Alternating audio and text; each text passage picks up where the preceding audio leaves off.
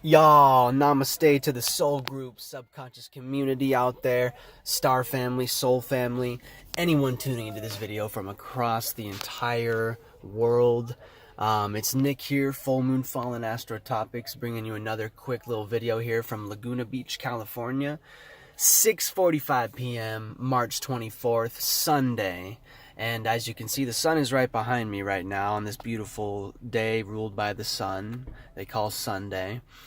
And it's about to descend here. So it's in the 7th house currently, which would be Aries. But it's like, it's right there, right at the beginning of Aries, because we got Libras just about to ascend. It's just starting to ascend right now as I'm making this video. So then we got Aries just starting to descend, hence why the sun is only, not too many minutes from going down, because the sun's always only in like 4 degrees Aries right now. So, it's been a good spring so far. Definitely spring has sprung, but I just wanted to make a quick video here, talking to y'all from the beach here. I don't know if y'all can see that. Check it all out and that kind of thing. But, I got the front camera on. So we're mainly just going to talk about a couple of transits real quick that's happening. We got some really interesting planetary transits going on and some aspects being formed by those planetary transits. So let's talk about a few of them real quick. It's been an interesting day. I've been, digging and riding these waves, man. Let's just dive right into it, man. I want to talk about some of what's been going on, and let's start with the moon. I just talked about the sun real quick. So it's Sunday, blah, blah, blah. Tomorrow's moon day. Let's get ready for moon day. So where's the moon right now? As I'm making this video, it's 27 degrees Scorpio. So, but this is the fall of the moon, right? Scorpio, fixed water, being fixated on your own way of feeling and dealing with that emotion. So basically being at the bottom of the ocean, a glacier, iceberg, right? This is that ice-like energy. It's frozen water. It's water that can get stuck, but that can also be melted sometimes quite easily. That's why it has to maintain control, so that's what the Scorpio energy is. And the moon's basically, although dealing with water, doesn't deal with this type of water. It doesn't deal with that type of energy, that controlling Mars, feminine Mars-like energy. Not at all. So that's why the moon falls in Scorpio. But she's almost out. She's only 5-6 hours from transiting out of Scorpio. Then she'll go into Sagittarius, mutable fire sign, 9th house of the zodiac. So that fall of the moon is making it a lot more deep as far as our reactions go. So when we're reacting and responding to the world that we're living in right now, through the people, places, and things that we're coming into contact with, that type of thing, our reactions and responses could be dictated, fallen state. It could be a very deep fallen state. It could be debilitated. It could be just completely absent, but it could be very heavy as well. So the moon in Scorpio can get very, very heavy, deep waters. Imagine being trapped under ice, that type of shit. The moon's not messing with that, right? The moon would rather ride the waves.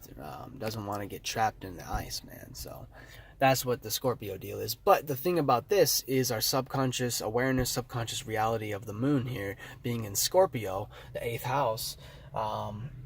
This alignment, this current transit of the moon, 27 degrees, is a perfected square right now. That's the aspect it's forming with Venus in Aquarius. So Venus is 27 degrees Aquarius as I'm making this video. Moon's 27 degrees Scorpio. So that's a perfect 90-degree angle, otherwise known as a square. That's the name of the aspect.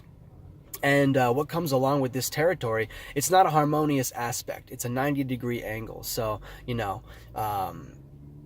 basically, I'm just kind of visualizing it right now how I want to explain it. I don't want to get too literal because it's just a video. I'd rather be a little bit more imaginative, because we still have Mercury retrograde conjunct Neptune by degree at this moment. So it's been a crazy day, man, as far as thoughts and communication and analyzation and all that type of thing. It's been very watery and illusory, to the point where it's just on a whole nother level. It's insane. We'll talk about that in a second. So that's a direct conjunction right now, or perfected conjunction, 0 degrees. But we're talking about this square energy, this 90-degree angle. So what comes along with this territory is really a learning process. So like the flight boss was saying earlier, what we're dealing with this energy is a learning type of energy. We're always learning. So Scorpio and Aquarius definitely do not get along. Conflicting energies to the max. Fixed air and fixed water.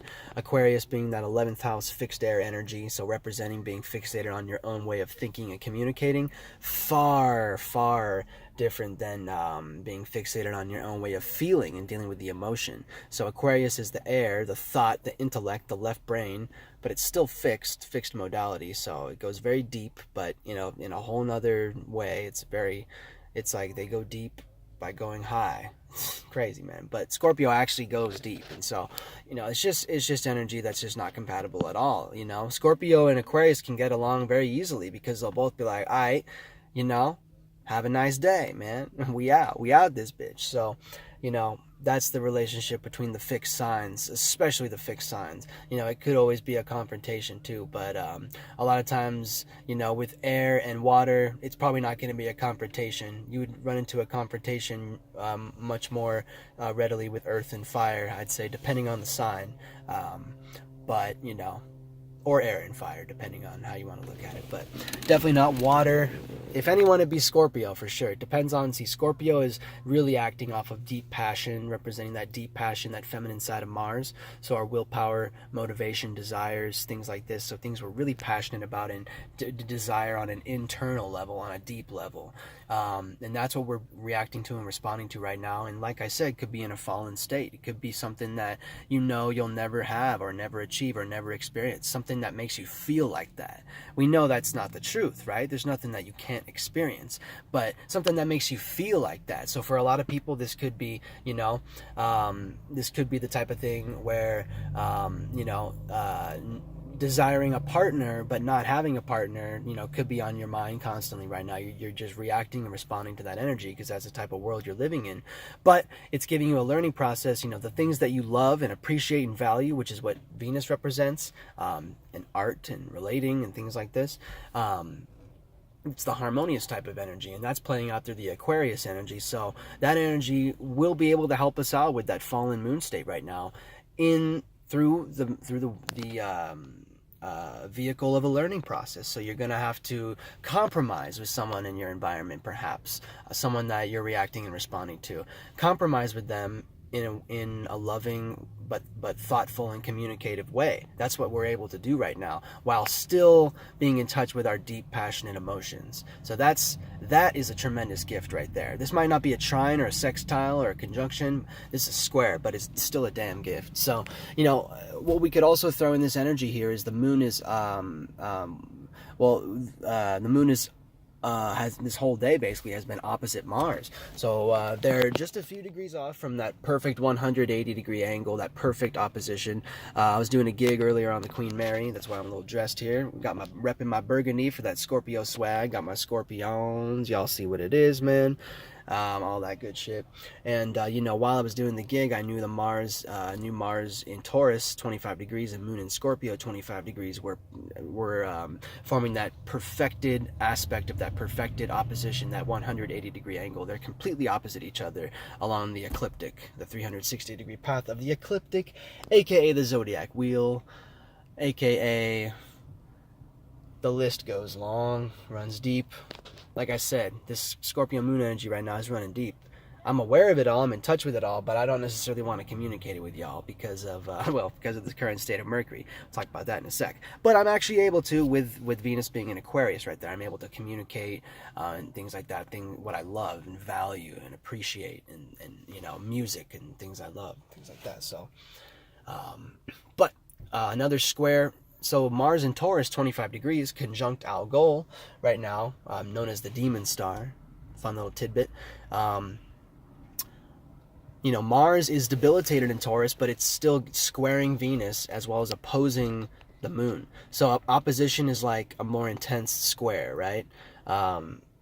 So the square energy / opposition energy is just about, strong forces coming together, strong but opposing forces coming together. And so that's where the learning process comes in. You ever get two amazing people, you know, two people who are really good at the same thing in the same room, but they do go about it completely different ways? Well, guess what? They're going to have to fucking compromise. So that's what we're talking about here. Taurus and Aquarius and Scorpio are all very adept in their own ways and very, very differing in their energies in their own ways. So, you know, they're very powerful, all of them, in their own equal, you know, it'll balance out eventually, you know, and so that's the type of thing we're dealing with. Not one better than the other, but got to understand what we're dealing with. So when we're talking about the Mars energy, we talked about it real quick, you know, passion, motivation, desire, energy, aggression, warlike energy. You got to think of Aries, Ram, and Scorpio, the Scorpion. So I mean, you know, yeah, man, shit that'll fuck you up. And it's in Taurus, which is fixed Earth right now. So being fixated on your own way of thinking and being practical, right? That feminine Venus type of energy. So Mars hates it here, but you know, he's only a few degrees or about a week or two away from transiting out of this house into Gemini, which he'll probably like more because anything's better than Taurus at this point for Mars. But, and like I said, you know, on a higher clock, a higher wheel, we have Mars conjuncting the actual fixed star of Algol right now, which is about 26 degrees Taurus, which is the star Beta Perseus, which represents the head of Medusa, the Gorgon Medusa, slain by Perseus, and then used to also slay or turn the Cetus, the sea monster, into stone to save Andromeda, the princess.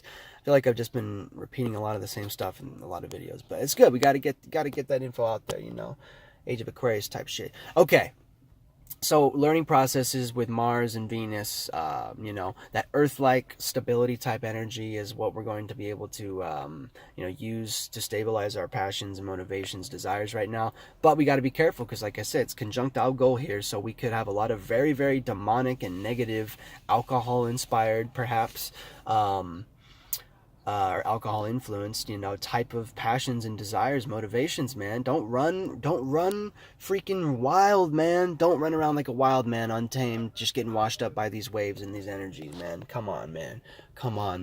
You know, damn, dude. I mean, this is the type of energy right now, man. You get super drunk and then wake up in the morning and then you get accused of rape and you don't know if it's true or not. Like, I'm not saying I've been through this. I'm just saying, like, there's just a quick little example of, like, this type of energy right now. Because the significant thing about this Mars is it's super powerful right now, even though it's debilitated. A lot of times planets become more powerful when they're debilitated. They get random bursts of crazy-ass energy. But with the Sun in Aries, which is masculine Mars, and the Moon in Scorpio, which is feminine Mars, Mars is running this shit right now, and it has. Running this ship, if you will. This spaceship.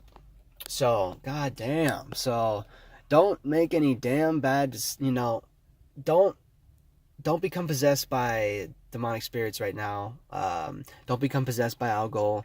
Don't go run around turning motherfuckers to stone and, you know, and just flashing everyone with all this light and all this snake shit and everything, man. Look, man, I can do all that shit too, man. I'm just telling y'all, you know, from a higher perspective here. That's what we're talking about here. So that was just on a higher clock. On a lower clock, Mars is just damn debilitated in Taurus, man.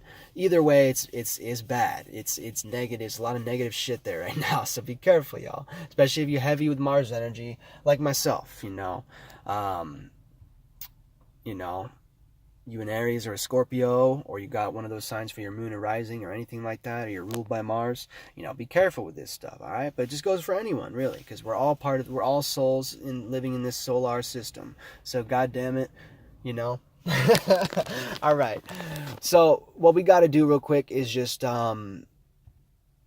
I just want to touch one last second here on this Mercury conjunct Neptune and Pisces energy, because you know, we have Pisces, the 12th house, representing mutable water, which is being mutable and adaptable to your own and others' ways of feeling and dealing with the emotions. So very wave-like energy, right? We got Neptune, which is a co-ruler of Pisces here, 16 degrees, and we've got Mercury in retrograde, also at 16 degrees, coming together to form a perfected conjunction, or 0 degrees angle, right? Because they're right on top of each other.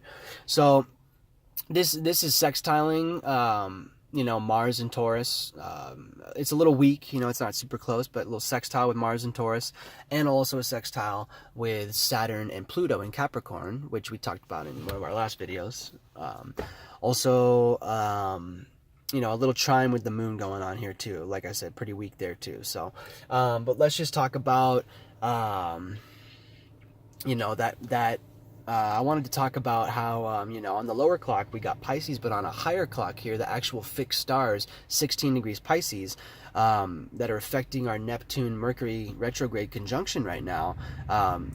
So I said what Neptune represents, it's kind of a co-ruler of Pisces, very illusory, water-like, emotional type of energy, but Mercury is more of a left brain, logical, analyzing, thinking, and communicating type of energy. That's why he's severely debilitated, fallen, and in detriment in Pisces. So because there's no logic there for him to grasp, especially when he's hanging out with Neptune, when he's staying over at Neptune's place.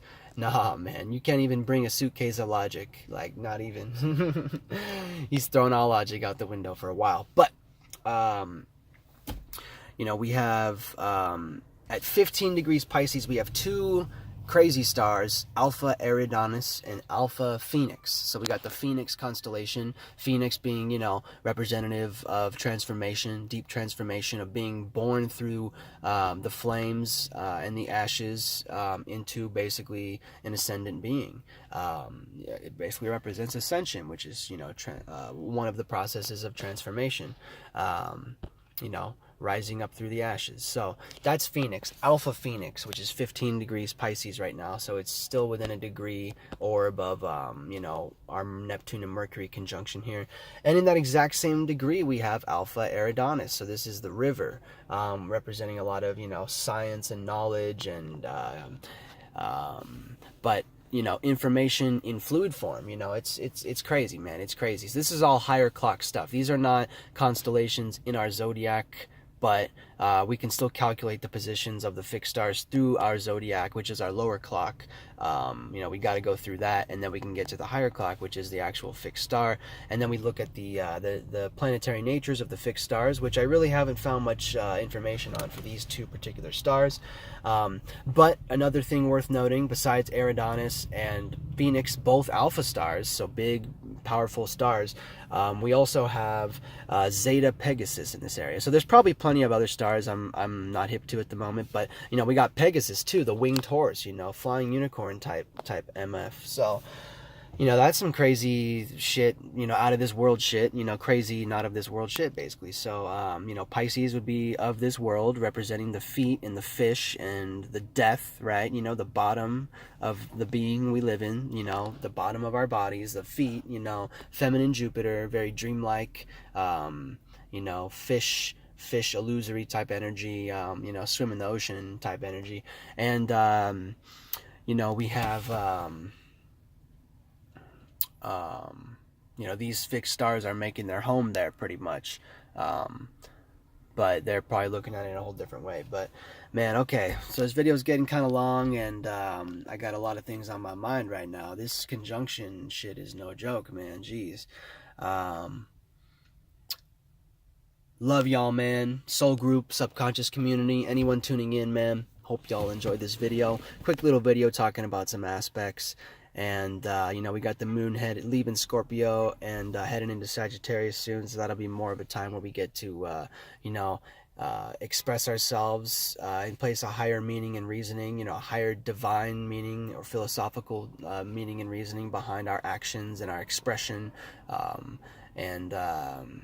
We'll be able to react and respond basically through the energy signature of being mutable and adaptable to our own and other people's ways of seeing and feeling. So this is where that, that adventurous, jovial, philosophical type of energy comes in. That's why they say Sagittarius and Aquarius, are very compatible, because they're both very travel themed energy signatures, very adept at traveling. What travels better than mutable fire, which is like a damn forest fire, and fixed air, which is like a damn tornado? you better get the hell out of their way, at least here in our realm, which is what we're talking about here on this channel. Navigating our realm, which is basically just a cosmic classroom here. You know, we're here on an abundance of an accumulation of the element of earth, as well as the element of water, and then we have the element of air, and then, you know, fire, it's there, but you can't really see it. Just kind of like air, it's there, but you can't really see it, but they're both very important. As I'm making this, I'm looking at a campfire right now, a little bonfire, so it looks fun, man. Hey, man, love y'all. Thanks for tuning in. Hope you dug the video. Let me know what you think. We're going to get some more stuff coming out soon, and we're going to talk about some more transits and different things, man. Hope y'all enjoy. Dig the last little bit of this Scorpio moon here. This moon falling here. We also got just one little quick comment as well. On a higher clock, the fixed stars for Venus right now would be Cygnus, like Epsilon Cygnus, up there at the end, near the end of Aquarius. And then for the moon at the end of Scorpio, it'd be some stars in Hercules, and actually Ptolemy, which is Alpha Centauri, Alpha Centaurus. So very powerful stars here. The sun is, or the moon is basically on the cusp of revolution now, which is Scorpio, Sagittarius, steam cusp, fixed water, mutable fire. Love y'all. Dig. Namaste.